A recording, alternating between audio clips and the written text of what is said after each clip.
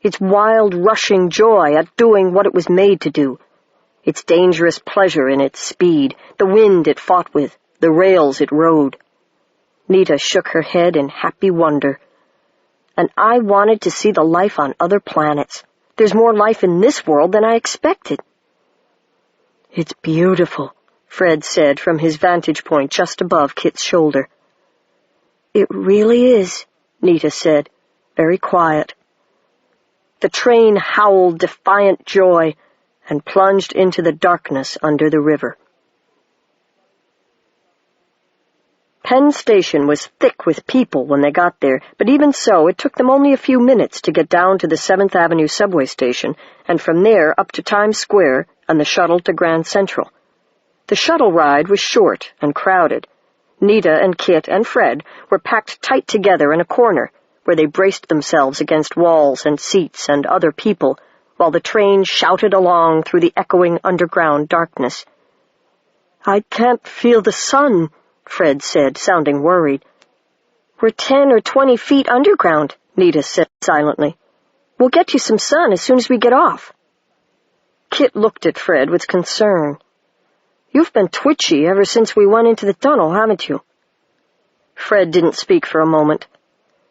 "I miss the openness," he said then. "But worse, I miss the feeling of your star on me. Where I come from, no one is sealed away from the surrounding emissions." He trailed off, his thoughts full of the strange hiss and crackle of interstellar radiation, subtly patterned sound, rushing and dying away and swelling up again, the speech in yet another of its forms. "Star Song," Nita thought. "You said you heard about the Book of Night with Moon," she said. "Was that how? Your friends, your people, they actually talked to each other over all those distances? Millions of light years?" "That's right. Not that we use light to do it, of course, but the words, the song, they never stop. Except now. I can hardly hear anything but neutrinos." Kit and Nita glanced at each other. "The World Gate is underground, Fred," Kit said. "In back of a deli, a little store. We'll have to be there for at least a few minutes to get Nita's pen out." "We could go out first and look around," Nita said. "We're early. It's only 9:30. We don't even have to think about anchoring the time slide for a little bit yet." The subway cars screeched to a halt, doors rolled open, and the crush loosened as people piled out. Nita got off gladly, looking around for directional signs to point the way toward the concourse level of Grand Central. It had been a while since she'd been there. "Are you sure you know your way around this place?" Kit asked, as Nita headed down a torn-up-looking corridor. "Uh-huh. They're always doing construction in here. Come on." She led them up a flight of stairs into the lower Grand Central concourse, all beige tiles, gray floor, signs pointing to 50 different trains, and small stores packed together. "The deli's down there," she said as she went, waving a hand at a crowd of hurrying people and the wide hall past them. "We go up here." And another flight of stairs, wider and prettier, let them out on the upper concourse, a huge stretch of cream-colored marble under a great blue dome, painted with constellations and starred with lights. They headed across the marble floor, up a short ramp, and out one of many brassy yellow doors onto the street. Immediately, the three of them were assailed by noise, exhaust fumes, people hurrying in all directions, a flood of cabs and buses and cars. But there was also sunlight, and Kit and Nita stood against the wall by the Grand Central doors, letting Fred soak it up and get his composure back. He did so totally oblivious to the 6 men and 3 jackhammers working just across the street, behind a barrier of sawhorses and orange plastic cones. "That's much better," he said. "It was quieter inside, though," Kit said, and Nita was inclined to agree with him. The rattling clamor of the jackhammers was climbing down her ears into her bones and making her teeth jitter. The men, 2 burly ones and 1 skinny one, all 3 broad-shouldered and tan, all in helmets and jeans and boots, appeared to be trying to dig to China. One of them hopped down into the excavation for a moment to check its progress and vanished up to his neck. Then the hammering started again. "How can they stand it?" Nita muttered. "Stand what? It's lovely out here." Fred danced about a little in the air, brightening out of invisibility for a few moments, and looking like a long-lived remnant of a fireworks display. "Fred, put it out," Kit said. "If somebody sees you—" "They didn't see me in the field the other day," Fred replied, "though Artificer knows they looked." "Probably the Learjet distracted them. Fred, come on, tone it down a little," Nita said. "Let's go back inside and do what we have to. Then we can set the time slide and have fun in the city for the rest of the day." They went back inside and down the stairs again, accompanied by the quiet inward sound of Fred's grumbling. There was no trouble finding the little deli where the World Gate was situated, and Nita and Kit paused outside it. "You have everything ready?" Nita said. "All in here." Kit tapped his head. "The spells are all set except for 1 or 2 syllables. It's like dialing almost all of a phone number. When I call for you, just come on back. All we need is for the supplies to be in range of the spell. There's nothing special that has to be done with them. Fred, you stay with Nita." "As you say." They went in. Nita lingered by the front counter, staring at dill pickles and sandwich makings, trying to look normal while she waited for Kit to call her. Fred hung over her shoulder, looking with great interest at bologna and salami and mayonnaise and cream cheese. "You people certainly have enough ways to internalize energy," he said. "Is there really that much difference between one brand of matter and another?" "Well, wasn't there any difference when you were a black hole? Didn't a rock, say, taste different from a ray of light when you soaked one or the other up?" "Now that you mention it, yes. But appreciating differences like that was something you had to work at for a long time. I wouldn't expect someone as young as you to—" "Nita!" Kit's thought came abruptly. "We've got trouble. It's not here." "What? It has to be." "It's gone, Nita." "Girlie," said the man behind the deli counter in a no-nonsense growl, "you gonna buy anything?" Nita said, and by reflex more than anything else, picked up a can of soda from the nearby cooler and fished around in her pocket for the change. "Kit," she called. "Coming."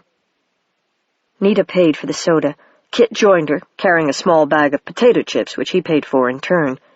Together they went back out into the corridor, and Kit knelt down by the window of a store across the way, a window full of shiny cutlery. He got his wizard's manual out of his pack and began going through the pages in a hurry. "I don't get it," he said. "I even checked this morning to make sure there hadn't been any change in the World Gate status. It said right here, patent and operative." "Were the spells all right?" Kit glared up at Nita, and she was instantly sorry she'd asked. "The spells were fine," Kit said. "But they got caught like that first one I did when you came along." "Oh, damn." He trailed off, and Nita edged around beside him to look at the page.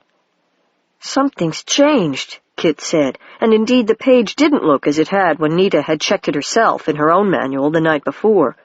The listings for the other Manhattan World Gates were the same. The World Trade Center gate was still listed as under construction, and the Rockefeller Center gate as closed for routine maintenance.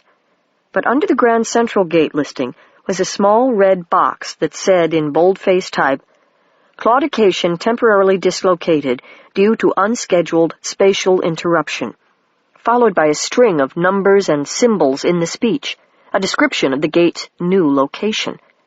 Kit glanced up at the roof, through which the sound of jackhammers could plainly be heard. "The construction," he said. "It must have screwed up the World Gate's interruption of space somehow." Nita was puzzling over the symbols for the new location.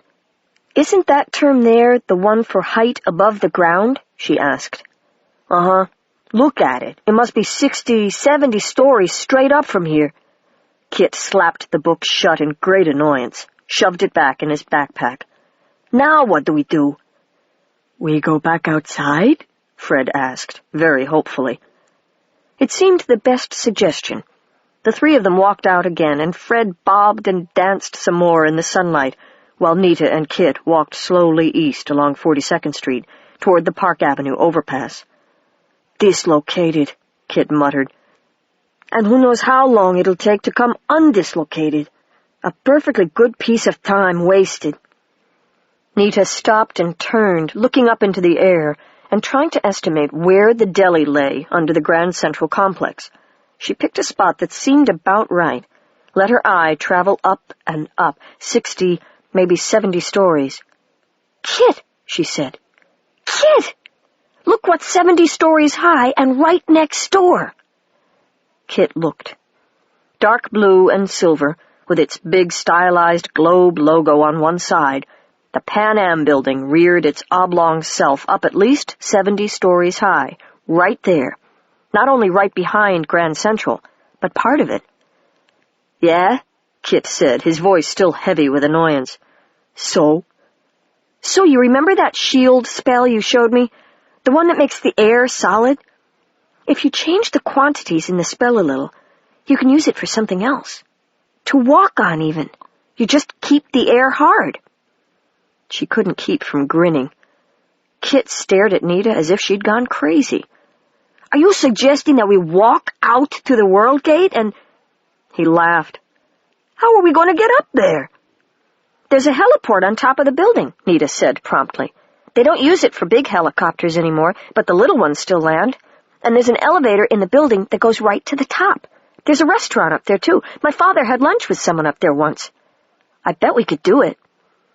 Kit stared at her. "If you talk the air solid, you're going to walk on it first. I saw that spell. It's not that easy." "I practiced it some. Come on, Kit, you want to waste the time slide? It's almost 10 now. It'll probably be years before these guys are finished digging. Let's do it." "They'll never let us up there," Kit said with conviction. "Oh, yes, they will. They won't have a choice, because Fred'll make a diversion for us. We don't even need anything as big as a Learjet this time. How about it, Fred?" Fred looked at them reluctantly. "I must admit, I have been feeling an urge to burp." Kit still looked uncertain. "And when we get up there," he said, "all those stories up, and looking as if we're walking on nothing, what if somebody sees us?" Nita laughed. "Who are they going to tell? And who's going to believe them?" Kit nodded and then began to grin slowly, too. "Yeah," he said. "Yeah! Let's go, it's getting late." Back they went into Grand Central, straight across the main concourse this time, and up one of the 6 escalators that led up to the lobby of the Pan Am building. They paused just outside the revolving doors at the end of the escalators. The Pan Am lobby was a big place, pillared and walled and paved in dark granite, echoing with the sound of people hurrying in and out of the station. They went up the escalator to the next floor, and Nita pointed off to one side, indicating an elevator bank. One elevator had a sign standing by it, Copter Club, helipad level, express. Also standing by it was a bored-looking uniformed security guard. "That's it," Nita said. "So if we can just get him away from there, it's not that simple." She pointed down at the end of the hall between 2 more banks of elevators. Another guard sat behind a large semicircular desk, watching a row of TV monitors. "They've got cameras all over the place. We've got to get that guy out of there, too. Fred, if you're going to do something, do it right between them, out in front of that desk." "Well," Fred said, sounding interested. Let's see. He damped his light down and floated off toward the elevators, looking like an unusually large speck of dust, nothing more. The dust mote stopped just between the desk and the elevator guard, hung in midair, and concentrated so fiercely that Nita and Kit could both feel it 30 feet away. "Hop! Bang!" "That'll get their attention," Kit muttered. It did. Both the guards started at the noise, began looking around for the source of it. Then both went very, very slowly over to examine the large barrel cactus in a brass pot that had suddenly appeared in the middle of the shiny floor. "Now," Kit said, and took off toward the elevator with Nita close behind. Both the guards had their backs turned, and Nita, passing them, saw the elevator keys hanging off one guard's belt. "Fred," she said hurriedly, "can you grab those real fast?